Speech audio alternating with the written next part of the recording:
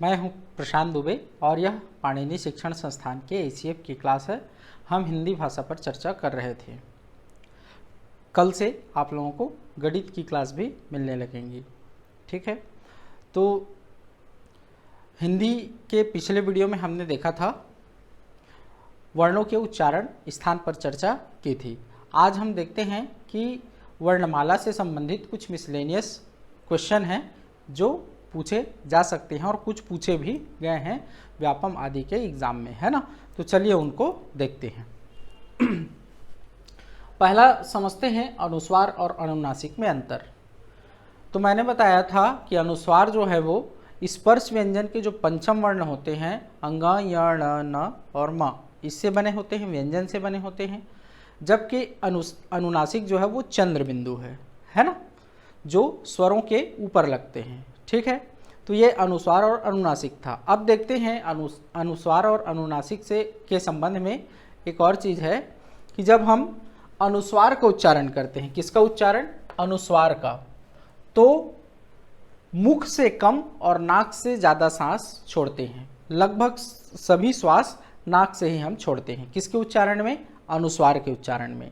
अनुस्वार के उच्चारण में मुख से कम, नाक से ज़्यादा श्वास छोड़ते हैं, है ना। जबकि अनुनासिक के उच्चारण में हम मुख से ज़्यादा और नाक से कम श्वास छोड़ते हैं, ठीक है। नाक का प्रयोग दोनों में होता है, लेकिन अनुनासिक में नाक का प्रयोग कम होता है और अनुस्वार में नाक का प्रयोग ज़्यादा होता है, ठीक है। जैसे उच्चारण करके देखिएगा आप, है ना।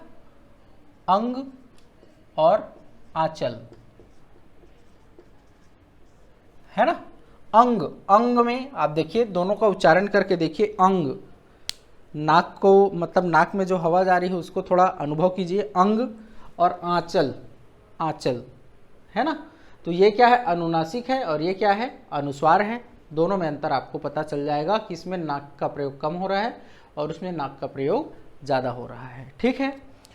दूसरी बात, मतलब यहाँ क्वेश्चन आ सकता है ऐसा, है ना, जिन ध्वनियों के उच्चारण में नाक का प्रयोग अधिक और मुख का प्रयोग कम होता है उन्हें क्या कहते हैं? तो क्या कहेंगे? अनुस्वार। जिन ध्वनियों के उच्चारण में नाक का प्रयोग कम और मुख का प्रयोग ज़्यादा होता है उन्हें क्या कहते हैं? तो अनुनासिक। और जिन में केवल मुख का प्रयोग होता है वो निरनुनासिक, है ना, ठीक। संयुक्त ध्वनि, अगला आते हैं किस चीज़ में? संयुक्त ध्वनि। जब दो व्यंजन एक स्वर के सहारे बोले जाते हैं तो उसे क्या कहते हैं? संयुक्त ध्वनि कहते हैं। जैसे देखते हैं प्राण, एक शब्द क्या है? प्राण। तो यहाँ प और र, उसके बाद आ, ण और आ, ऐसे वर्णों का विन्यास है। तो प और र एक साथ किसके साथ बोले जा रहे हैं? आ के साथ। व्यंजन का उच्चारण किसके साथ होता है? स्वर के साथ होता है। बिना स्वर के व्यंजन का उच्चारण नहीं हो सकता। लेकिन जनरली क्या होता है? एक व्यंजन का उच्चारण एक स्वर के साथ ही होता है, लेकिन यहाँ एक स्वर के साथ दो व्यंजनों का उच्चारण हो रहा है ना। तो जब दो व्यंजन एक स्वर के सहारे बोले जाएं, उच्चारण किया जाए, तो ऐसे ध्वनियों को संयुक्त रूप से क्या कहते हैं? संयुक्त ध्वनि कहते हैं। तो यहाँ प और र की जो प्र नामक ध्वनि बनी वो क्या है? संयुक्त ध्वनि है, ठीक है, समझ गए। फिर आते हैं युग्मक ध्वनि या संयोग द्वित्व में, ठीक। जब एक ही ध्वनि दो बार आ जाए तो उसको क्या कहते हैं? युग्मक ध्वनि या संयोग द्वित्व कहते हैं। जैसे देखते हैं दिक्कत, एक शब्द क्या है? दिक्कत। यहाँ क और फिर अ, तो क का दो बार आया है ना। तो इन दोनों को एक साथ क्या कहते हैं? युग्मक ध्वनि या संयोग द्वित्व कहते हैं, ठीक। तो प्रश्न एक बार आया भी है कि जब एक ही व्यंजन दो बार आ जाए तो इस स्थिति को क्या कहते हैं? तो क्या कहते हैं? युग्मक ध्वनि या संयोग द्वित्व कहते हैं, है ना। ध्यान रखिए। जैसे और देखते हैं उल्लास, इसमें ल दो बार आया है ना। तो इन सब चीज़ों को ध्यान में रखिएगा, छोटी छोटी चीज़ें हैं। फिर अगला देखते हैं बलाघात। बलाघात से संबंधित एक प्रश्न आया है, इसको देखते हैं। बलाघात, तो किसी शब्द का उच्चारण करते समय उच्चारण या अर्थ की स्पष्टता के लिए जब हम किसी एक वर्ण पर क्या देते हैं, बल देते हैं, तो इस स्थिति को क्या कहते हैं, बलाघात कहते हैं। किस लिए बलाघात करते हैं? ताकि उस शब्द का अर्थ स्पष्ट हो या उच्चारण में स्पष्टता है। दोनों ही स्थिति हो सकती है, अर्थ स्पष्ट करने के लिए या उच्चारण में स्पष्टता के लिए, है ना। तो हम किसी एक वर्ण पर क्या देते हैं, बल देते हैं, उसी बल को क्या कहते हैं, बलाघात कहते हैं। ठीक है, जैसे देखते हैं, मान लो इंद्र, जैसे मान लो इंद्र, तो ई पर मैंने बल दिया, तो ये ई पर बल दिया वो क्या है, बलाघात। जैसे घर में मान लो समझते हैं, है ना, कि पापा कुछ बता रहे हैं, किसी व्यक्ति का नाम बता रहे हैं, है ना, और आप सुन नहीं पा रहे हैं, पापा दूर से बोल रहे हैं, उल्टा साइड मुंह करके बोल रहे हैं, तो आपको समझ में नहीं आ रहा है।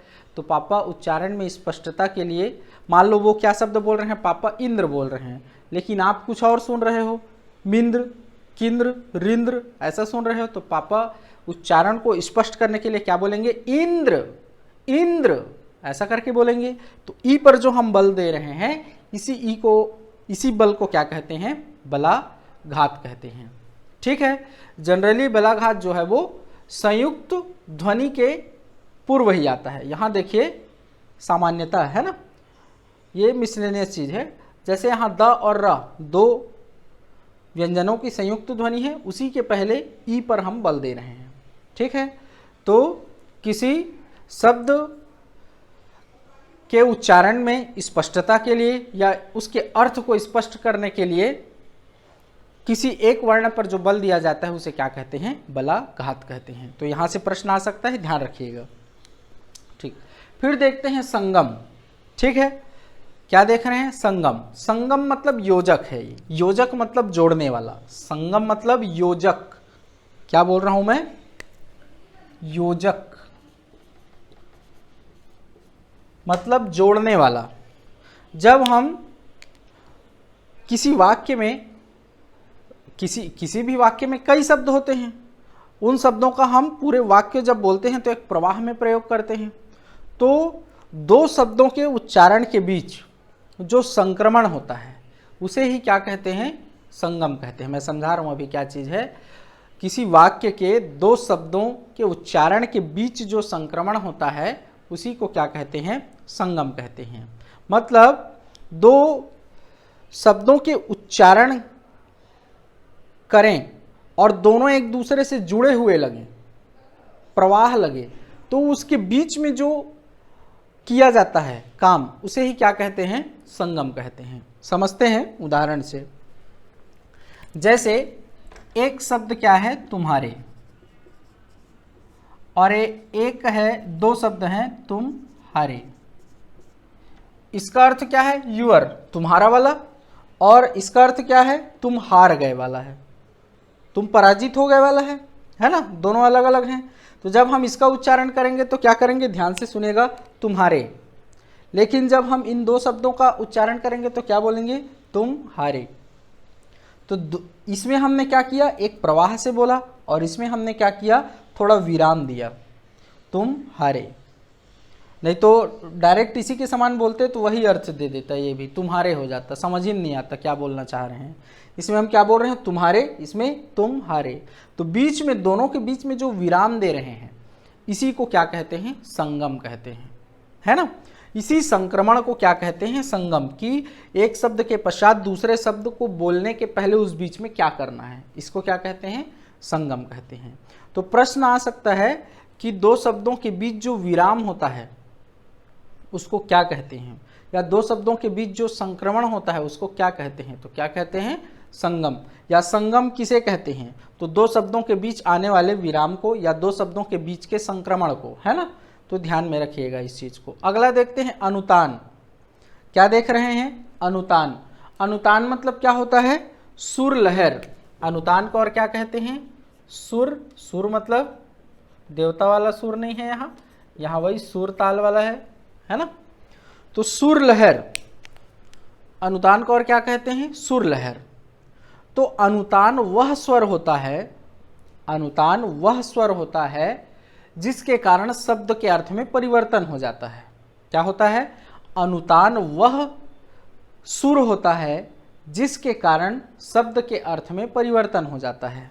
ठीक है, इस बात को ध्यान में रखिएगा, इस लाइन से प्रश्न आ सकता है। तो जनरली हम किसी वाक्य या किसी शब्द को बोलते हैं तो उसका एक निश्चित लय होता है ना। मैं उदाहरण से अभी समझाऊंगा, क्लियर हो जाएगा। उसी को क्या कहते हैं? अनुतान। अनुतान बदलने पर शब्द के अर्थ भी बदल जाते हैं। जैसे देखते हैं एक शब्द अच्छा, शब्द क्या देख रहे हैं? अच्छा। जब इस शब्द अच्छा का अनुतान हम बदलेंगे तो इसके अलग अलग अर्थ होंगे। जैसे देखते हैं किसी की बात सुन रहे हैं और उस बात में हामी भरना है तो इस अच्छा का प्रयोग कैसे करेंगे? अच्छा। और जब किसी बात में आपको विस्मय हो, ऐसा होता है ऐसा करके, तो उस समय अच्छा को कैसा बोलेंगे? अच्छा, है ना। और जब किसी के बात का विरोध करना है या उसको बताना है कि तुम जो बोल रहे हो वो ठीक नहीं है, तो क्या बोलेंगे? अच्छा, है ना। तो अलग अलग अनुतान का जब हमने प्रयोग किया, अलग अलग सुर का प्रयोग किया, तो अच्छा के अर्थ बदल गए। इसी को क्या कहते हैं? अनुतान कहते हैं, है ना। ठीक, और देखते हैं एक उदाहरण और देख लेते हैं। कौन करेगा? एक वाक्य है, मान लो कौन करेगा, और एक वाक्य है करेगा कौन। दोनों का हमने अनुतान बदल दिया।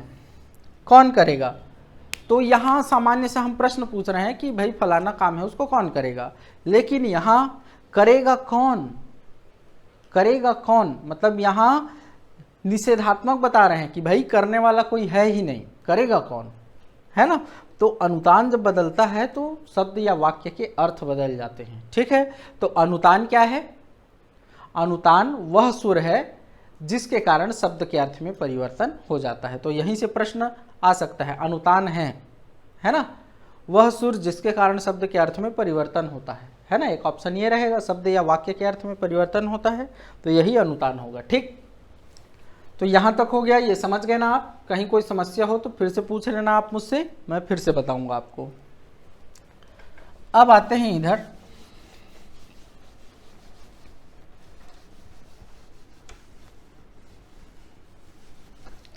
अब देखते हैं अलग अलग प्रश्न आए हैं, उनको मैं बता रहा हूं, व्यापम वगैरह या और कुछ एग्जाम में, है ना। लघु स्वर, तो हमने जब स्वर का प्रकार पढ़ा था मात्रा के आधार पर, तो वहां एक प्रकार पढ़ा था, मतलब दो प्रकार के स्वर देखे थे, ह्रस्व स्वर और दीर्घ स्वर।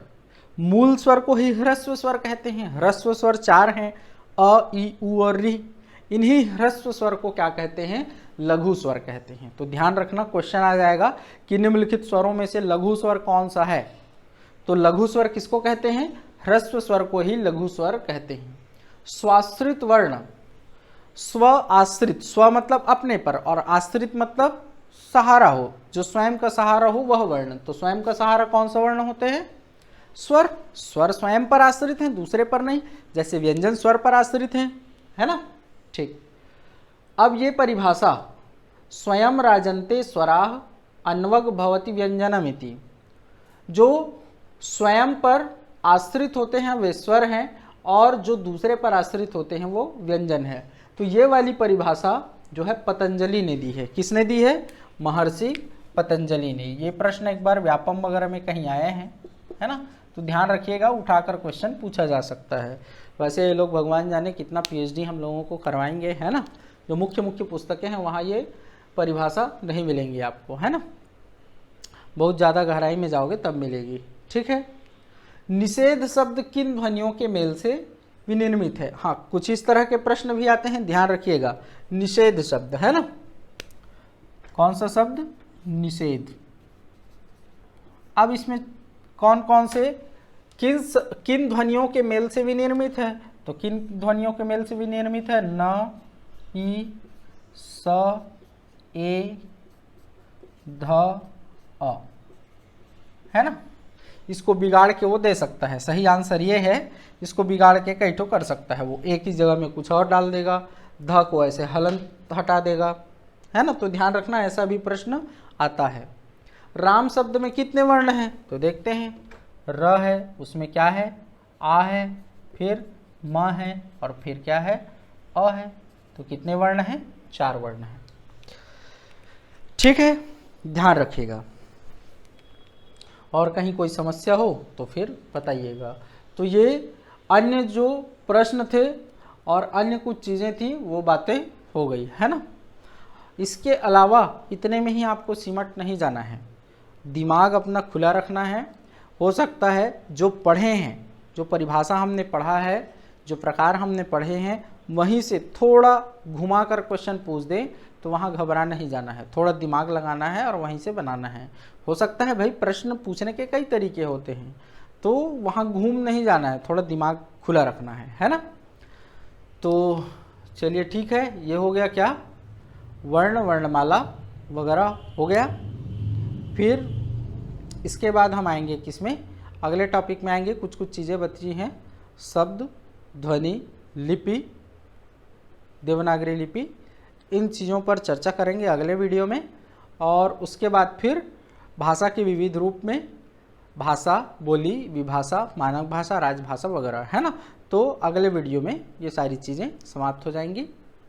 तो अगले वीडियो में, या छोटा वीडियो रहे तो 2 वीडियो में, ये भाषा बोध समाप्त हो जाएगा। कैसे कैसे प्रश्न आएंगे मैं उनको बताऊंगा सारी जगहों में, इसमें भी मैं आपको प्रश्न दूंगा अभी, है ना।